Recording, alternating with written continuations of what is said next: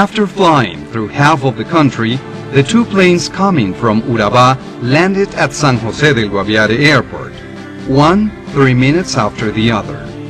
DC-3 pilot Juan Manuel Ortiz Matamoro. We landed there. I want to point out that there were people on the runway, which is something common in that place. There were anti-drug police and army officers because the biggest anti-narcotics headquarters are located right there. Amongst the officers that watch over the airport, there were 70 men of the anti-drugs base who were directed from Bogotá by Officer Leonardo Gallego, who was a colonel then. There were also 2 men from the police department of Guaviare and 41 men from the Joaquín París battalion, commanded by Major Hernán Orozco Castro and under the operational command of the Mobile Brigade No. 2.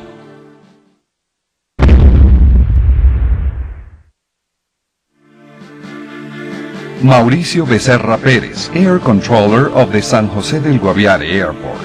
I allowed the vehicles to enter the airport because I had received a call before the planes arrived. They told me they were calling from the Joaquín París battalion and they wanted to pick up the people who would arrive in those flights. And that exactly happened. There were enough people to be transported in 3 trucks. In their journey, the paramilitary members went past ways that were watched by soldiers and police officers in charge of the area. In the limits of the city of San Jose del Guaviare, there were 206 men from the police department of Guaviare. At that time, inside the headquarters of the Joaquín París battalion, there were 324 soldiers who belonged to that unit and to the Mobile Brigade No. 2. Besides that, Sinaí control units, which were on duty at the time, consisted of 41 more members from Joaquín París battalion. In the investigation about this situation conducted by the Office of the Presidency on July 23, 1997, the following lines were recorded. According to the version by Monsignor Correa Yepes, Bishop of Guaviare, about 6 or 7 days ago, several trucks passed with about 120 men in civil clothes and carrying no weapon. According to the information gotten by Monsignor Correa, this group of people went past Paris Battalion. Right after, they changed their civil clothes for military uniforms and continued their way through a path that leads to a place called Charras. Another group of paramilitaries traveled to Charras, but this group journeyed through the Guaviare River. They went past a checkpoint known as Barrancón, where there were 834 men from the Mobile Brigade No. 2, 136 Marines from the Navy, and 130 men from the School of Special Forces. Well-known paramilitary Edison Londoño Niño. I went to El Barrancón with René. We were armed and he got off the ship and talked to a sergeant, I guess. They let us cross the checkpoint without any kind of control.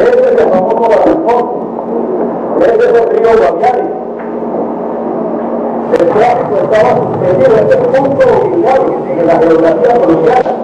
Ustedes van las lunes de la móvil 2, la escuela de fuerzas especiales, comando, la tropa de élite, la infantería marina de nombre de cualquiera, que ya era un planchón sobre el río, las 24 horas del día. En la noche no había movimiento fluvial, estaba prohibido. De 6 de la tarde a 6 de la mañana estaba prohibido. Hacían una base norteamericana de entrenamiento. Esta era una base estratégica. El 13 de julio fui pagando los paramilitares con la venia de esas autoridades.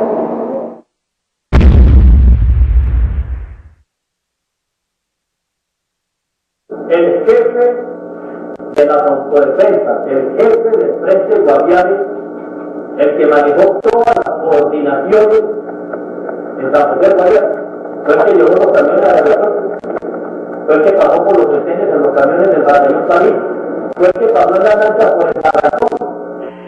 Para evitar esto, Londoño Niño dijo, de Lino Sánchez,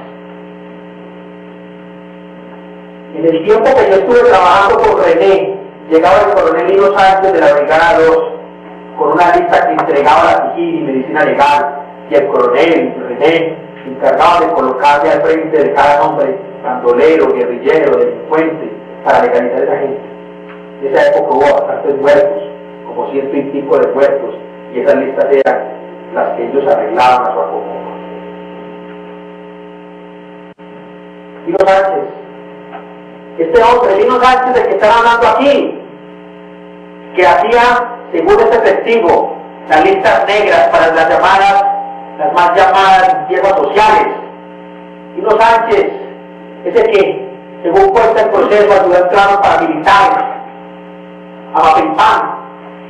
Los archivos los destruyeron casi todos, las evidencias las destruyeron casi todos, los testigos los asesinaron, los otros testigos los desterraron. Todos los paramilitares que acusaron al coronel Lino Sánchez los trajeron para que se retractaran. Y después de que se retractaron, los asesinaron en la cárcel. El que no murió apuñalado murió ahorcado. On the night of July 14th, all the paramilitaries gathered in the small town of Charras and started their journey back by the river up to Mapiripan. They arrived in the limits of the town at dawn the next day.